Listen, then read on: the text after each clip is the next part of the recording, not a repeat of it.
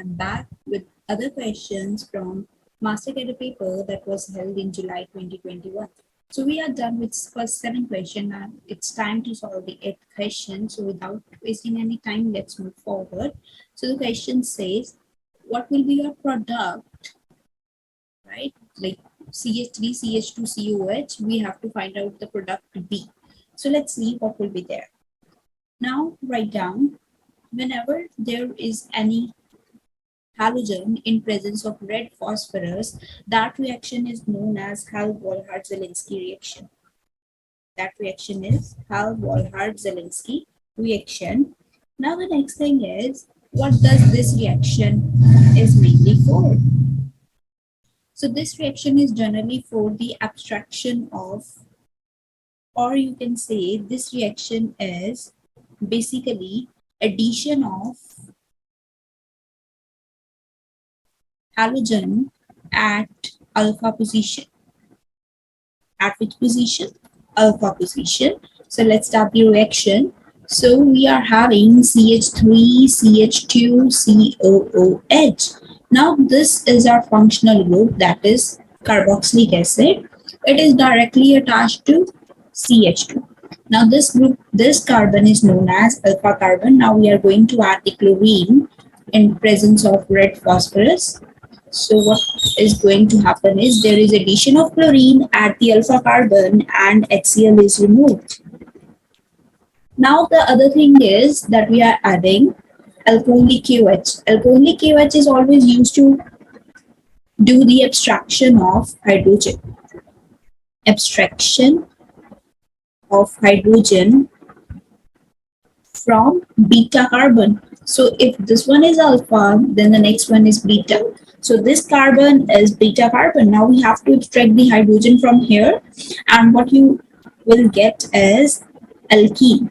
So if I write it as CH2H, H will be removed, this one will be shifted over here and HCl is removed. So what you get is CH2 double bond CH and COOH. That is option number C. I hope the question is clear. The only new thing that we have learned over here is HVZ reaction, Hall-Volhard-Zelinsky reaction, that is generally done at alpha carbon. Whereas alcoholic KOH, as we have already discussed in the previous videos, it is used for the abstraction of hydrogen from the beta position. So that question is easy. Moreover, I hope it is clear to you. Now the time to solve the next question. The next question is self-condensation of 2 moles of ethyl acetate in presence of sodium ethoxide yields what? So self-condensation of 2 moles of ethyl acetate. So let's draw the structure of ethyl acetate. What is ethyl? Ethyl is C2H5. And what is acetate group? It is CH3, C double bond O, and 1 mole O. So it is our ethyl acetate. Now again in presence of sodium ethoxide. What is sodium ethoxide? It is C2H5O negative Na. And it might be possible there is NaOH, but now over here they are taking sodium ethoxide. So it is a base. Base is always used to abstract hydrogen. Which hydrogen? Acidic hydrogen.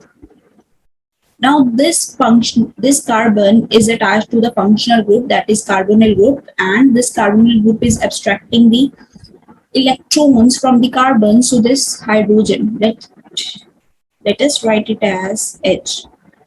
Right? Now base will come, it will abstract this hydrogen and there will be the formation of inolate ion. So this bond is shifted over here. What we got is CH2 negative, C double bond O, OET. For C2H5, I am writing ET. Now it is 2 moles of ethyl acetate. We have already taken 1 mole of ethyl acetate. Now it's time to take the other one. So let's take the other one. It will be CH3, C double bond O, OET. Now this group will attack over here. Sorry, not over here, at the carbonyl carbon. So it will attack that carbon and carbon, this, and this bond will shift upward. So what we got is C O negative OET. If I write this CH3 downwards, it will be CH3, and over here what is CH2, C double bond O, then there is O and ET. When this negative sign shift backward, this ethoxy group will leave because it is very good leaving agent. So what we got is ETO, C double bond O, CH2, C double bond O, and CH3.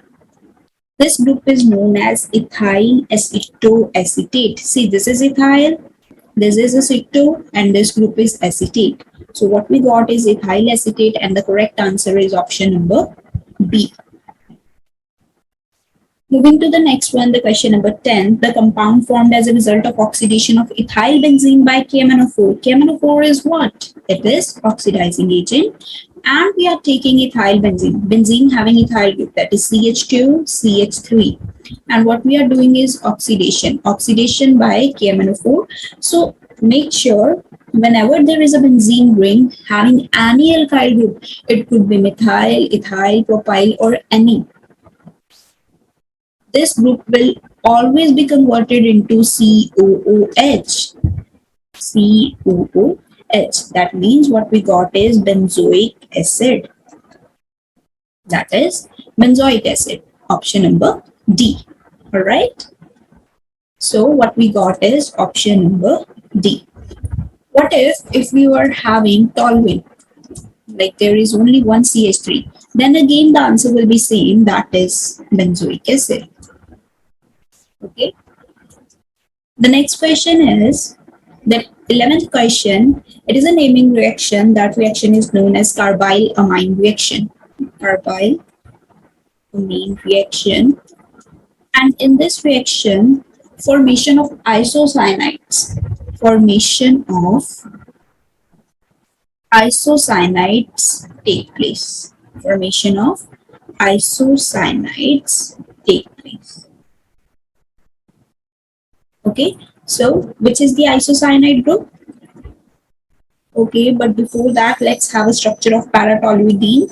So toluene is what? Having CH, benzene ring having CH3, and ene, that means amine. Okay, so para-toluidine on reaction with the reaction of CHCl3 and alcoholic KOH with para-toluidine gives you this product, that is B. Okay, I hope it is clear to you. Now the next question says,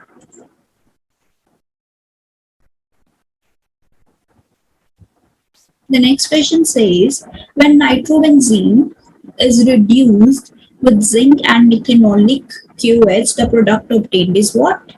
So let's have a look. Nitrobenzene is like this, and we are adding Zn plus KOH. The product obtained is, firstly, the product will be hydroazobenzene, like NH, and benzene. This product is hydroazobenzene. But there is no option of hydroazobenzene. That means further reduction is there. What we got is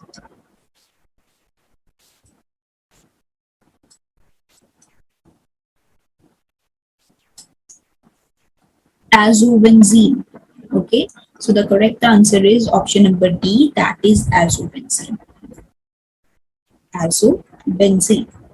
Now the next question says, which of the following is a carbyl-amine? And I have already explained you in the previous question, carbyl-amines are known as isocyanates. Cyanides are RCN, whereas isocyanates are RNC. That means the bonding is through nitrogen. So it is RNC. Next question says, which substance starts on heating with concentrated H2SO4? So best example is sugar. Whenever you put sugar on some acid, or you can say it could be better if you put some acid on sugar, it will char, like it will produce black substance. So that is carbohydrates. Carbohydrates. Because sugar is a good example of carbohydrate. The next thing is the helical structure of protein is stabilized by what? So helical structure is like this, right? And there are NH and C double bond O. So you can clearly see there is hydrogen bonding. C double bond O and NH. So they are stabilized by the hydrogen bonding. The next question says which of the following is not an antibiotic? That is oxytocin, because rest all of them are antibiotic. So we are done for today. If you are having any doubt, then you can write in the comment box, and don't forget to subscribe my channel and like my videos. Bye bye.